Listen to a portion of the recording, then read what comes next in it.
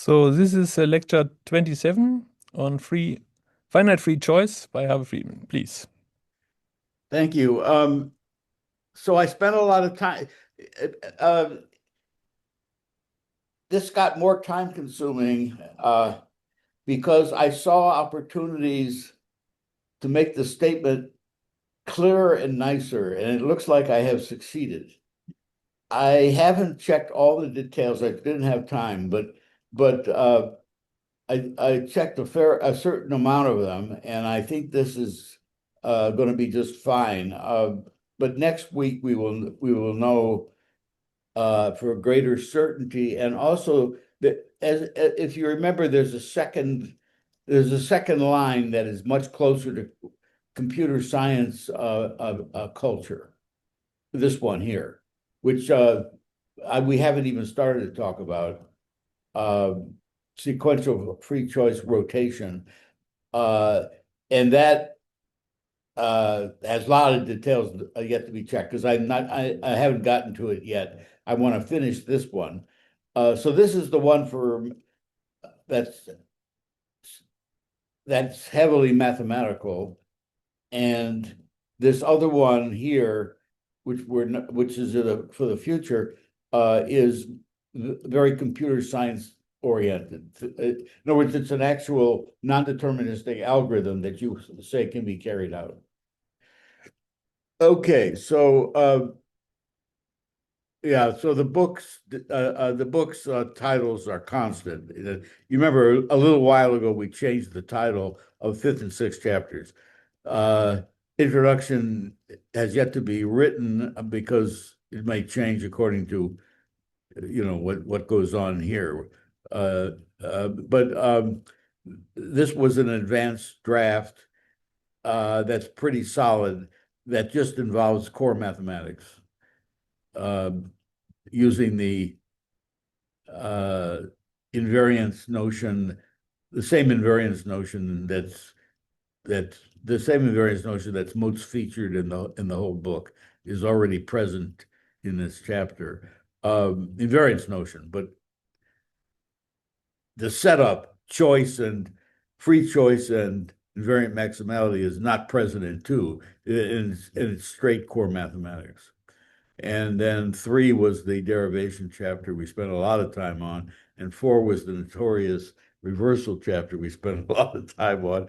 And those are in pretty, stable state, nothing, nothing new.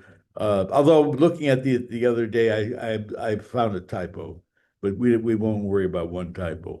All right, now this is where we're at, and we haven't begun this, which should also be very. Since this has now gotten so good, this is going to get promises to be very strong. But we haven't. We're not there yet. We're doing this, and this is the end of the book. By the way, I should say in general, with this free choice uh, uh, way of doing things. We've talked about this already a couple of times, and we'll go over it again. This free choice is implies invariant maximality, but you have more flexibility in what you can say nicer because you actually have a function. Um, for a lot of reasons, this free choice approach doesn't supplant the invariant maximality approach, but it does supplant it, in my opinion, the way things are go for the finite form. If you want to go to the best finite statements, you want to use the free choice process and not stick to the invariant maximality. Although you could, but it won't be of the same quality, it appears. So but there's something else about this free choice function stuff.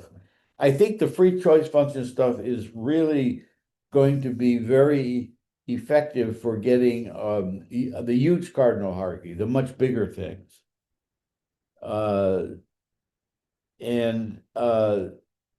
that is definitely going to be barred from this book.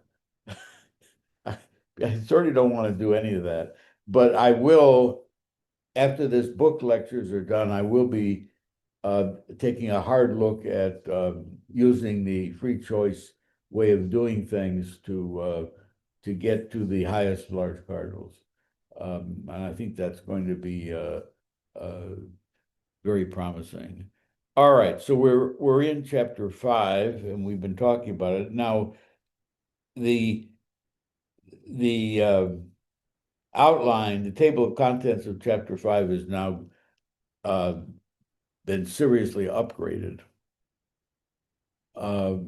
This is almost the whole thing.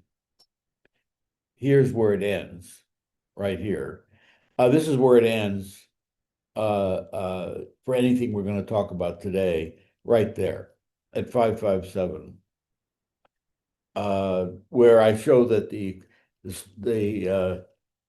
lead statement, the lead finite statement is equivalent to con SRP over primitive recursive arithmetic, begging seriously the question of whether PRA can be made better.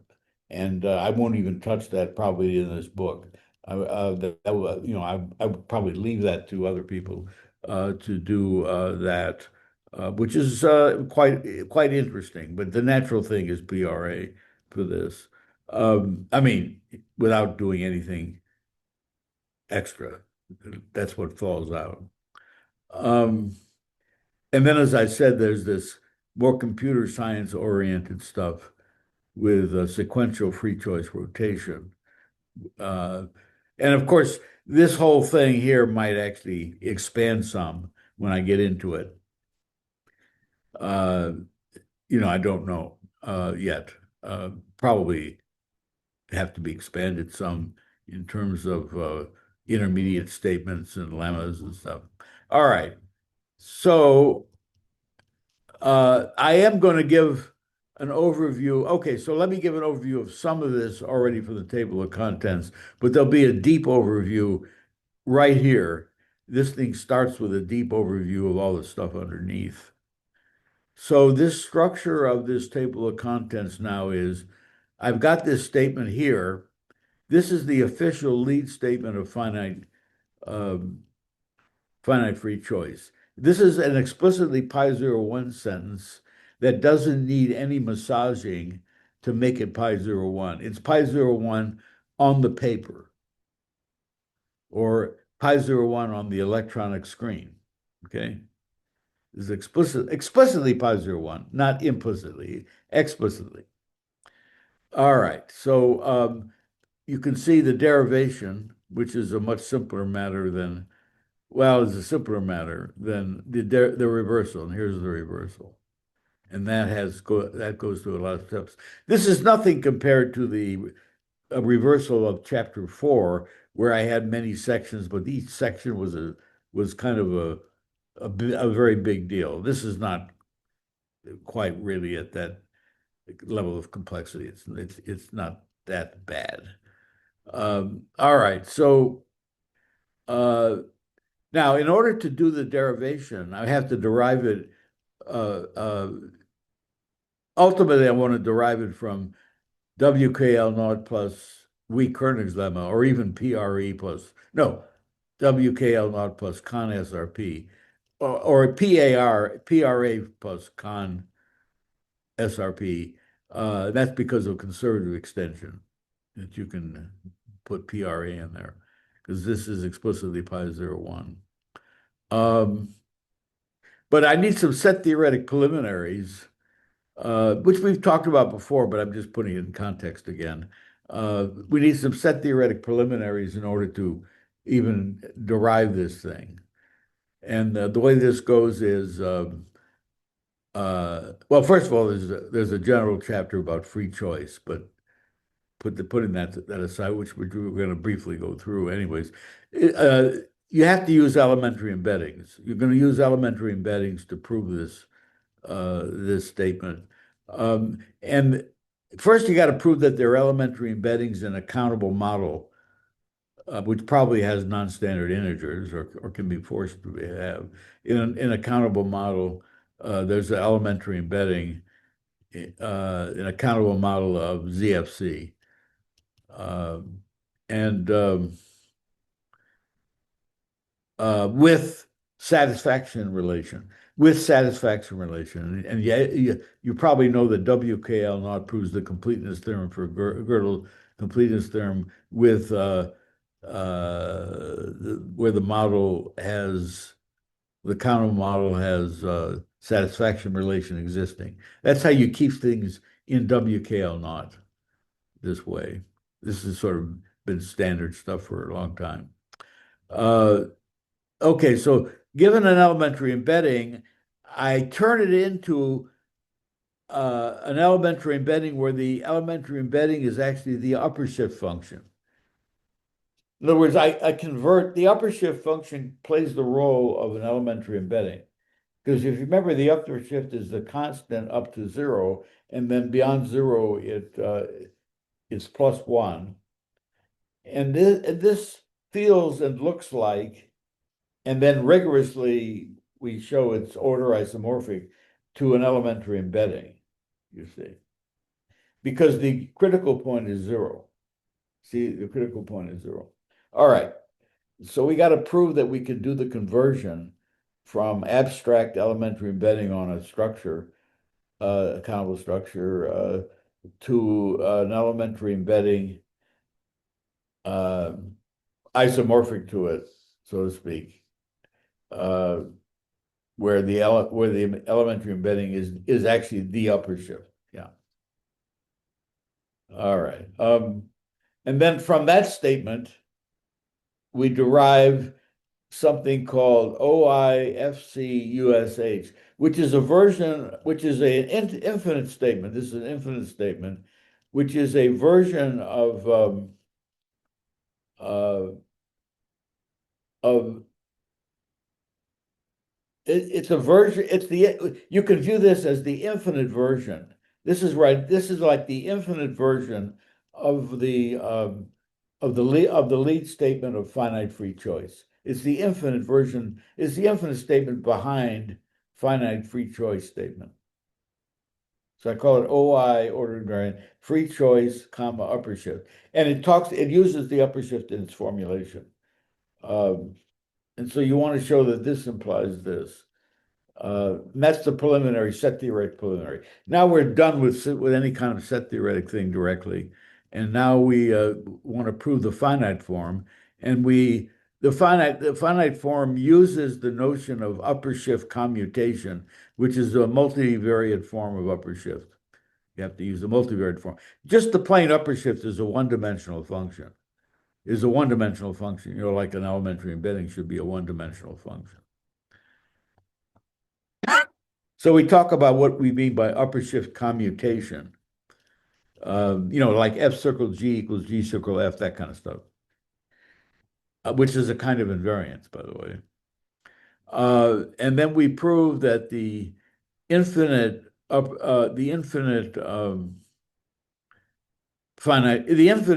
free choice statement implies the finite one. And of course, it's the finite one that we really care about because it's explicitly pi 0, 1. All right, so that's the forward direction when you put all that together, because it goes from con SRP down to here, right? And now we want to do the reversal. The reversal is a much bigger deal. Although this has its moments, some things in here to make sure everything is in WKL naught, for example. All right, so the reversal goes through quite a number of steps, which are not gigantic in general. So in other words, this is pretty fine structured, so to speak. So we take the statement. This is our statement, and we convert it, and we convert to invariant maximality. We want to get rid of the. We're now going to get rid of the free choice aspect of things and go and formulate things directly in invariant maximality. So everything will be like in massaging invariant maximality in various ways. All right, so the first thing we do is we do convert. We get rid of the free choice aspect of things and convert to this. Now, free choice functions from the general theory up here, we're going to do is really very close to the range being the range being a maximal set or a very maximal set. The gap between free choice and invariant maximality is not a profound one, so to speak, but it's important and convenient because the free choice function gives you a reason why something is maximal. It's sort of the reason why something's maximal. That's a function. See. All right. We need to finally approximate. We have to uh, create a finite theory in order to continue. Right here, we're still, yeah. We want to create a certain kind of finite theory called resolution towers. And these resolution towers can come right out of where we were over here. And the resolution tower statement is that it says that I can find resolution towers whose last term is invariant with respect to this function. Okay, and that has to be proved from here. And then from the resolution towers, you can use a compactness argument or finely branching tree argument in order to get almost what we want, in order to get this. Now, this is OS max root. Max root. A max root is without the upper shift. With this is a statement that's in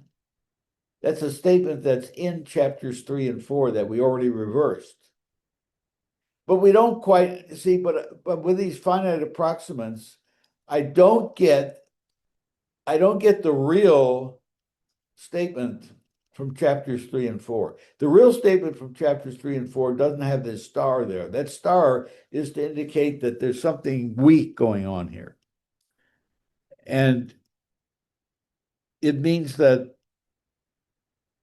I'm only looking at some e to the k. I'm not looking at the whole space minus n like I do in invariant maximality. I'm not looking at the whole space from minus n to n. I'm looking at some subset e, which is required to have 0 through n in it. And this is weaker.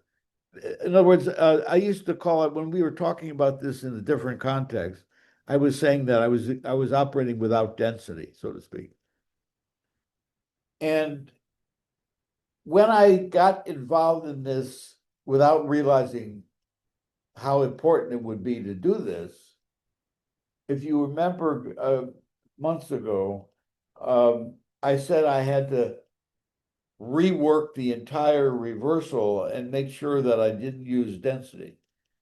Maybe some of you might remember this comment of mine. But now I don't do that. I don't rework any don't rework that giant reversal. Instead, I prove that because of general principles that you can automatically get the density that one wants. And this is an interesting point. All right, so let me say what happens. So from this version that doesn't have any density in it, so to speak, this version, I get the density. And that requires some work, some interesting work.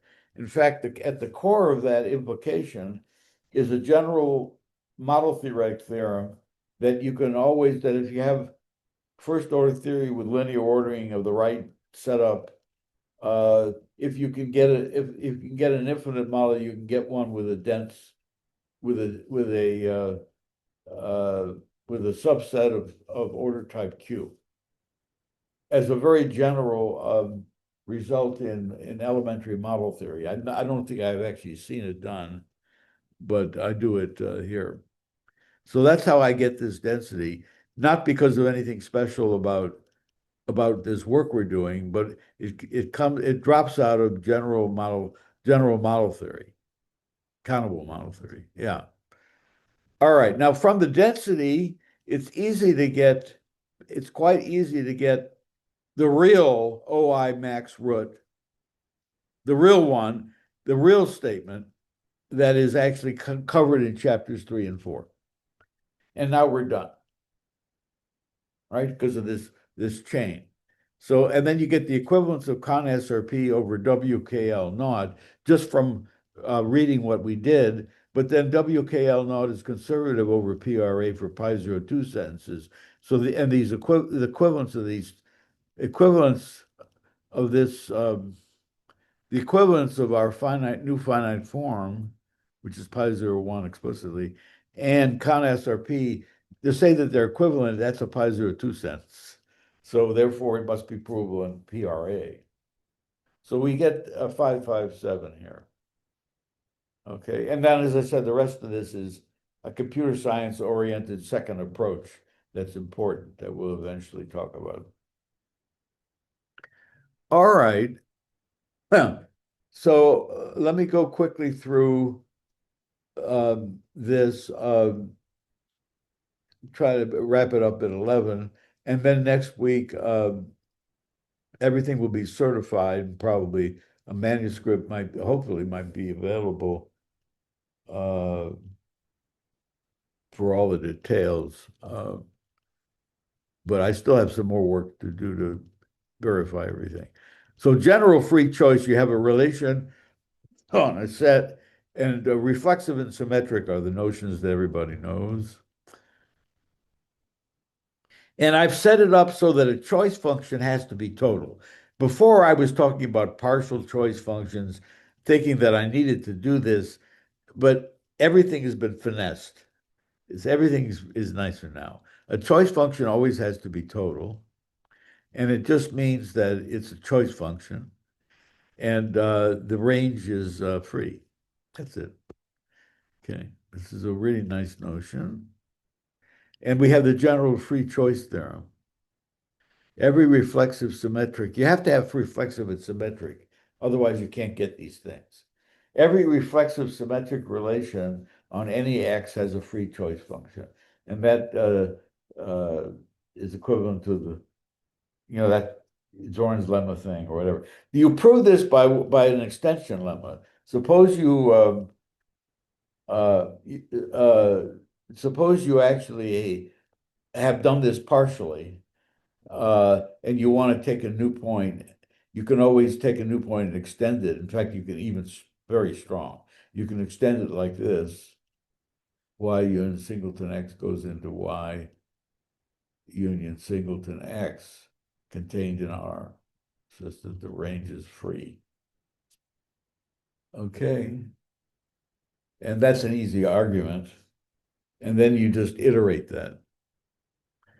You can iterate the extension lemma and get this. And you only need RCA naught in the countable case because the iteration is along omega. All right. Now there's some basic beautiful facts that one needs about a free choice function. Um, First of all, a free choice function is idempotent. Also, being in the range is the same as being a fixed point. The fixed points are the same as the range. Any restriction of a free choice function is trivial. Uh, well, I probably should put a footnote in here because I'm only allowing total ones. Yeah, I should explain this a little better, but it's basically correct. Yeah. Uh, but it's misleading. So what I said is yeah. All right. Any restriction of a free choice function that maps its domain into itself. Uh, that maps any restriction that maps its domain into itself is a choice function for the relation restricted to that set. Okay. But if you have a free choice function, it's not the case that it's definitely not the case that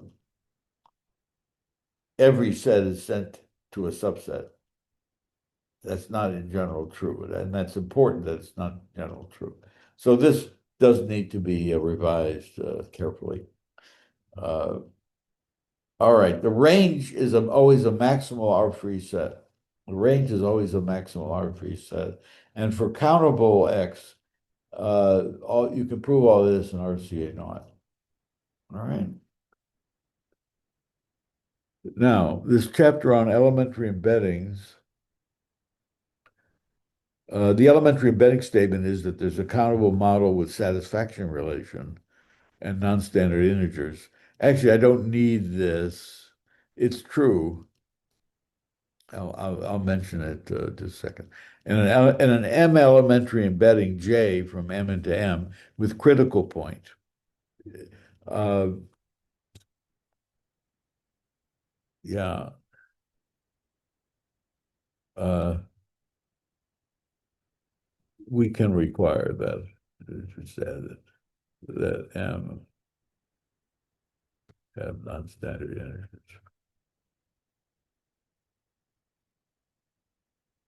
Yeah.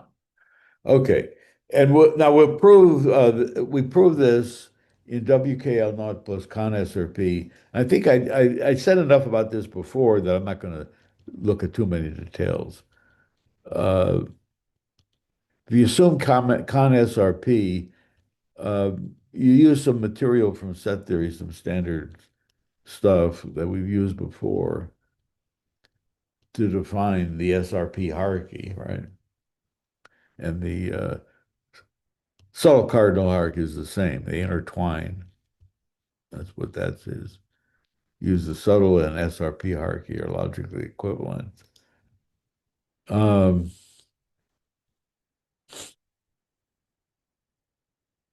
you can get indiscernibles of type anything less than the K subtle cardinal. In particular, type omega is nice. We like that. We use that. Um, although the definition of subtle, it's only finite. The indiscernibles are only finite size, but you can get a size omega. Um, okay, so this this gives you a sequence of ordinals, well, of cardinals, in fact, which form a kind of set theoretic indiscernible sequence.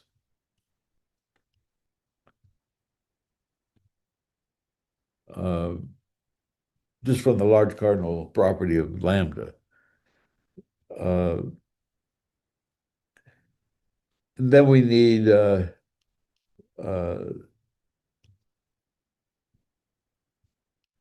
need a theory that talks about the indiscernibility that we want. First order, the indiscernibility they want, and then you have to show that every finite subset is consistent using the large cardinal. Therefore, T is consistent, and you take a countable model of T, looks like that, with satisfaction relation and non-standard integers. Yeah, I don't really think I need to talk about the non-standard integers. I just put it in here. Um,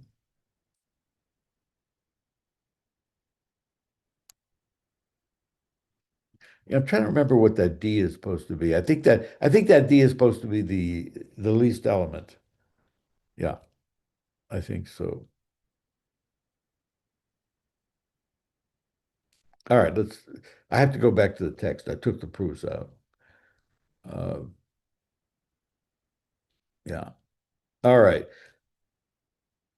Maybe that D shouldn't even be there. I have to go back and see what it is. But um,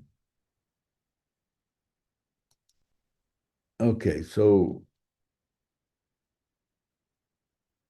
you get the elementary embedding because you look at the definable part.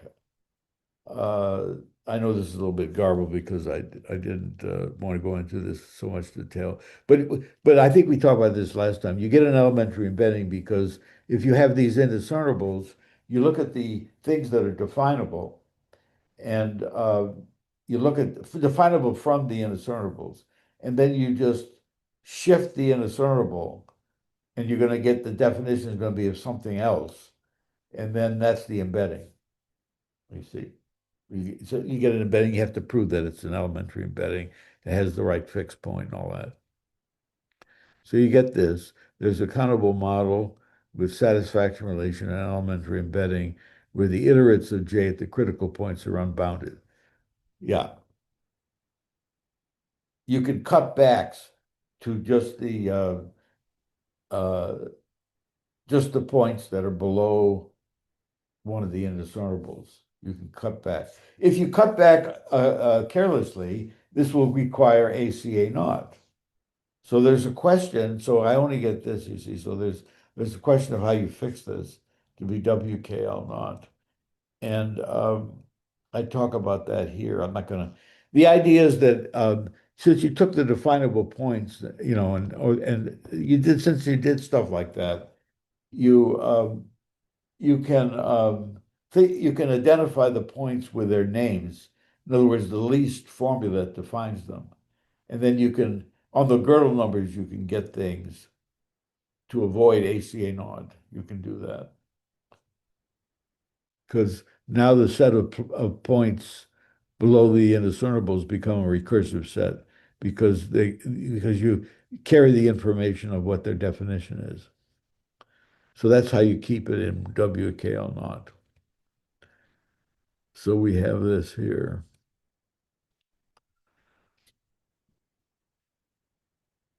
Then we want to convert this to the upper shift. We don't want an abstract elementary embedding on some countable model. We want the elementary embedding to be literally the upper shift. Uh,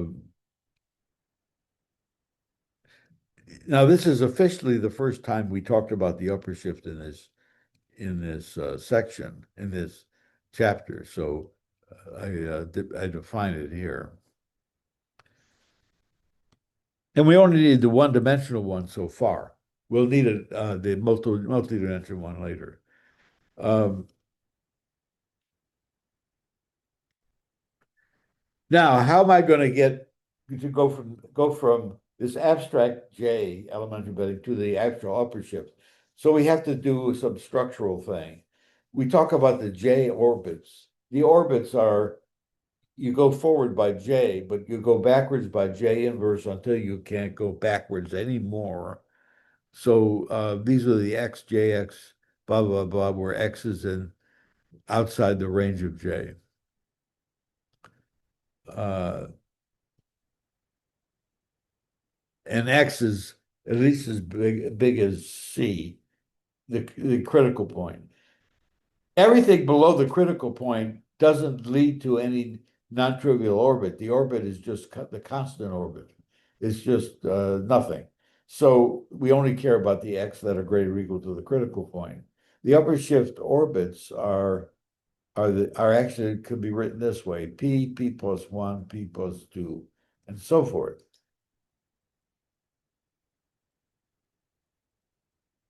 Then I need an extension lemma.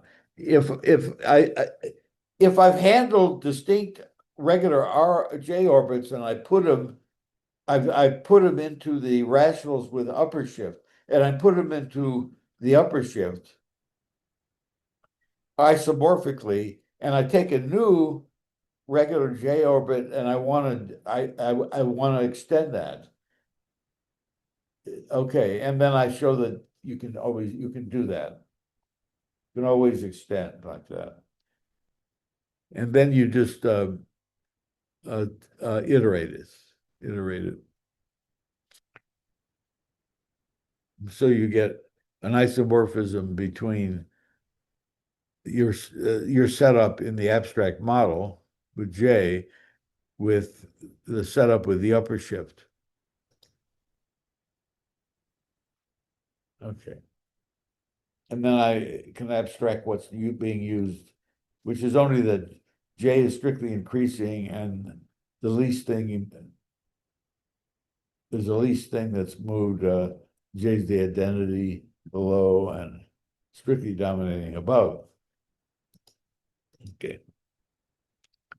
So we arrive at this statement. There's a countable model of ZFC plus V equals L, where zero is in E, with satisfaction relation where the upper shift restricted to E is an elementary embedding of E comma S. Okay. Sometimes I think later I actually made this omega contained in E. It's probably better to do that.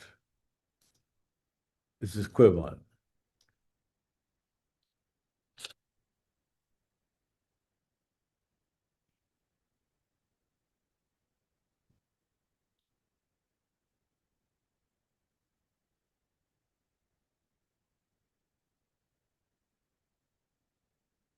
Okay, so we have elementary embedding implies elementary embedding upper shift, and that can be proved in RCA naught.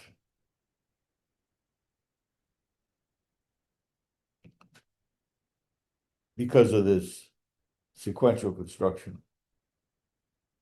Now we want to go from the elementary upper shift to the infinite form of our statement. Here is the infinite form of our statement. This is just defining the upper shift. Upper shift commuting. Yeah.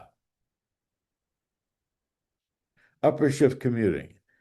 It means f of upper shift x is upper shift of f of x whenever x is in e to the k. So this says that there exists E between omega and Q such that every reflexive symmetric order invariant relation R on E to the K has a free choice function F, which commutes with the upper shift on E to the K.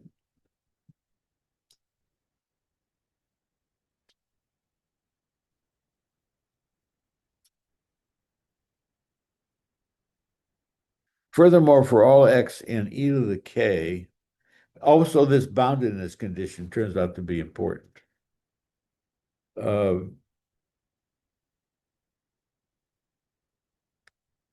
Yeah. Here.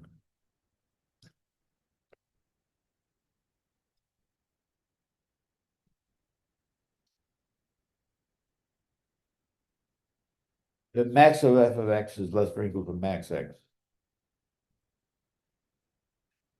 When you use the extension lemma that we did before, transfinitely, you always have boundedness everywhere. And so you can go from this elementary embedding upper shift thing, you can go that to OIFC USH easily by doing the FC construction within the model that has the upper shift, the elementary embedding. Okay. Now we're ready to actually derive our statement, the finite statement. But we haven't even stated what this magical pi01 sentence says yet, right? And uh, it requires the notion of upper shift commutation for partial functions, okay? Well, it requires the notion of upper shift commutation for the functions still go from A into A for a more general function, let's say.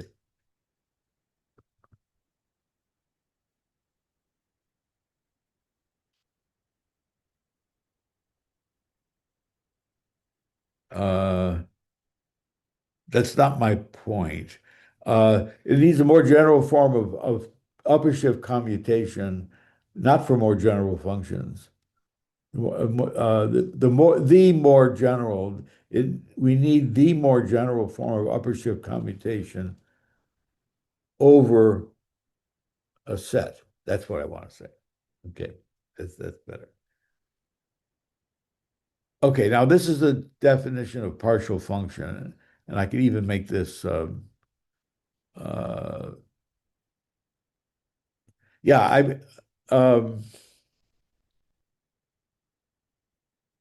actually I only really need. I'm beginning to think maybe I don't need that much generality, and I'm probably better off saying it this way because I had this other statement before. Um, Let me say it this way. F from e to the k into e to the k is upper shift commuting over S if and only if for every x in S, f of upper shift x equals upper shift of f of x. Yeah, that's the highest generality I need for this work. And I like the idea that I don't need more generality. Okay. Now we're ready to, I have to introduce the notation for an arithmetic progression, something we talked about last time. The way I set it up is this means that there are m successive differences. Co There's m common increments, m common increments. Okay. And here's the example. Arithmetic progression from -1 to 1 colon 1 is this. Okay, so yeah, so it's clear what this is. Also, the double factorial notation is conflicts with an old style double factorial notation, but we're going to use the naive one, which is what you'd expect a logician to do. M double factorial is M factorial factorial. All right, now let's make some propaganda for this grand statement. Every reflexive symmetric order invariant relation on the arithmetic progression from -n to n, uh, kn double factorial, I'm dividing it up into a lot of pieces here. Kn for double factorial plus one piece, right? Kn double factorial has a free choice function that upper shift commutes over a specified set. That's the shape. Every reflexive symmetric order invariant relation on this big arithmetic progression has a free choice function and that upper shift commutes over a specified set. This is really good. All right, so the official statement is here. Every reflexive symmetric order invariant relation on this arithmetic progression has a free choice function that upper shift commutes over its image on the numbers from 0 through n minus 1 to the k.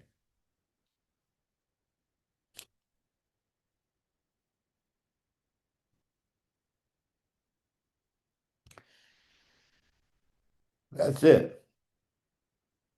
And again, there's some more details that need to be checked, but I think this is going to work. So the first thing we do is we prove that the statement is true by appealing to this statement, which we already proved follows from the elementary embeddings that we have. So we've captured this. The statement is fine. That's what this says. And it's kind of obvious that you can do this because over here, the free choice function goes from e to the k into e to the k. You remember, um, and um, I can just cut it back to. You can cut it back to a finite space. You can cut it back, and it won't quite work. it'll go from a set to maybe not a subset, but uh, what happens is that you can uh, just build build from here, and everything is just fine because it's fine in the full space. And then you have to you've already made the commutation condition has already been satisfied, right? You just have to make sure that you have an upper shift. You make have just have to make sure that you have a free choice function. You may not have one because there might be stuff floating around that goes outside of the you restrict the thing to here, but it may go outside. But the point is that you can always just redefine that inductively, like uh, every filter can be extended to an ultra filter, that kind of thing. Because when you make the extension, which you can always do, um, you make the extension staying in the space, which you can always do. Um, you don't affect the invariance condition. And the invariance condition is the only thing that's going on here. The rest of it is just that it's an upper shift. It's just that it's a free choice function. So that's how you prove this statement. That's how you prove this statement from the infinite statement. Actually, quite nice. All right. That's how you do this here. Yeah, here it is. All right. Now, how do you do the reversal? We talked about it, but I'm going to quickly go through at least some highlights, and then next time maybe we'll focus uh, just on the reversal next time, just to clean up everything. Maybe make some additional remarks about how these things are done. Um, the first thing we do is we want to get a target from chapters 3 and 4 in invariant maximality. Those we've already reversed. And the target, this is a good target. Uh, Maximal root statement.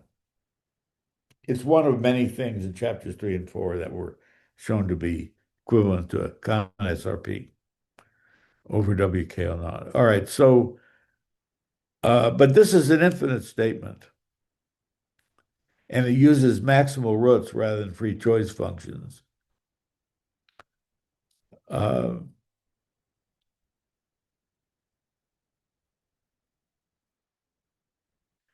yeah, so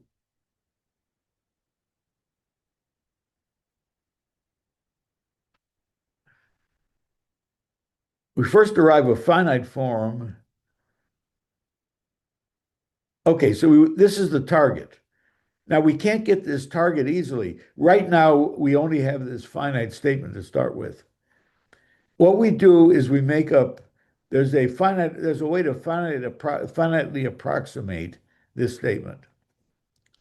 There's a way to finitely approximate this statement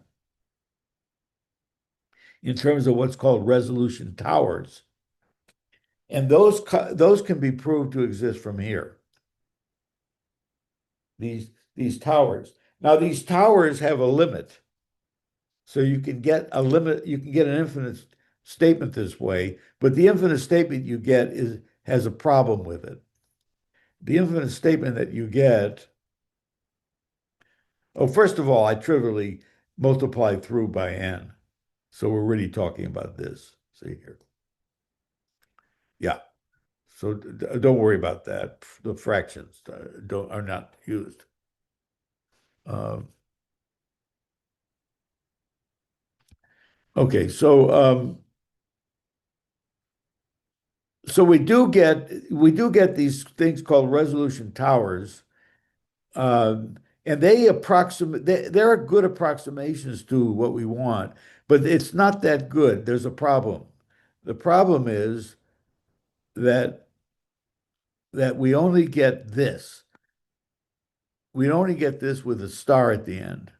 This is the only thing we get when we take the compact limit, when we do the finally branching tree argument, going to the infinite. The problem is that what we get is a form of the statement we want where we're only working on some e to the k. So in other words, this is the thing where I don't have density. See? So we need to bridge the gap. We need to be able to get this full we need to be able to get this thing here without the star from the thing with the star. So there's an intermediate statement that we come up with, which is density. Um, and the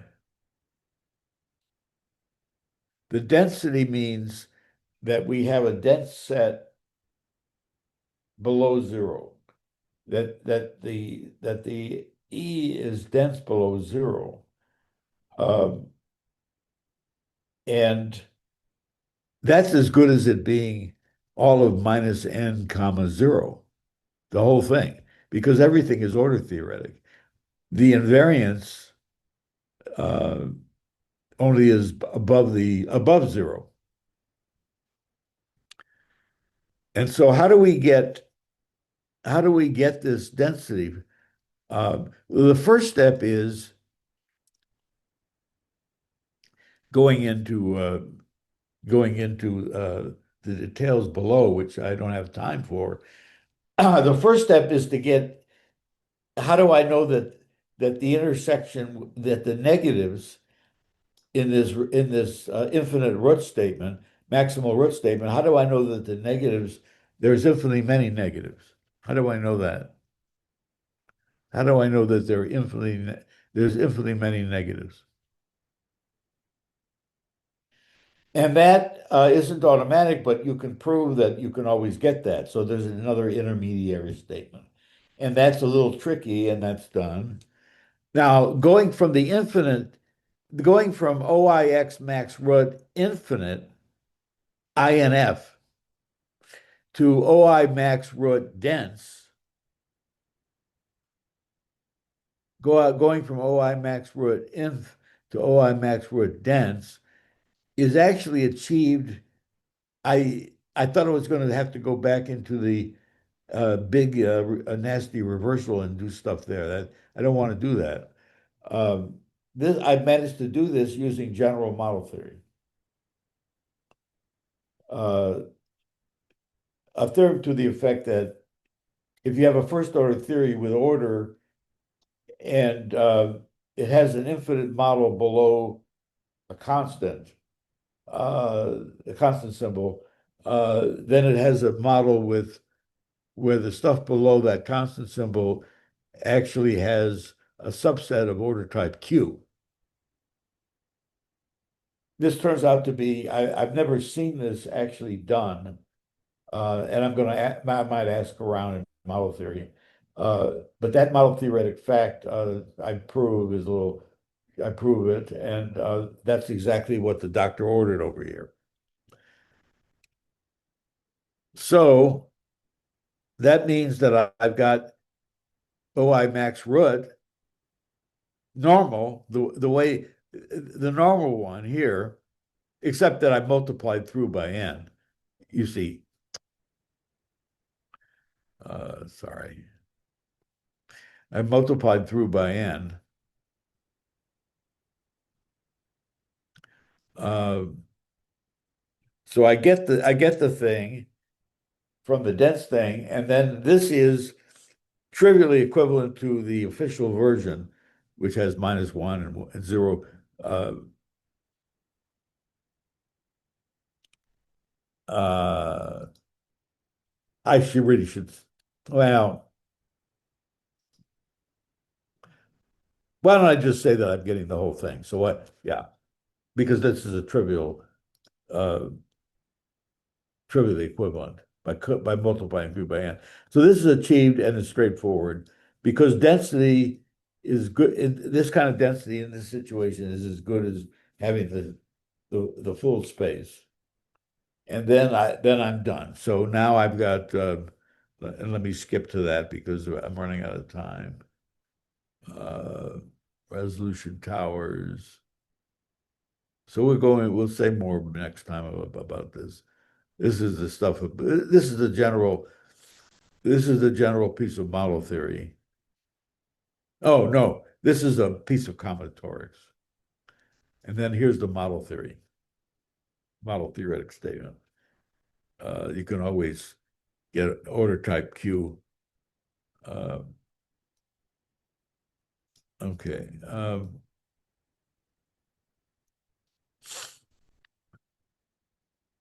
This is okay. Here's where we are. I get a chain of I don't know, 8 implications. 1, 2, 3, 4, 5, 6, 7, 8, 9, 10. There we are. Okay, there's a chain of 10 implications that we just did in this previous thing. And they start with con SRP and they end with con SRP. So as you know, that means they're all equivalent, right? And this is provable in WKL naught. And so in particular, you get that this one and this one are equivalent over PRA because of the conservativity of WKL naught. Okay, we'll talk some more, and I'll be absolutely certain that this is completely correct by next week.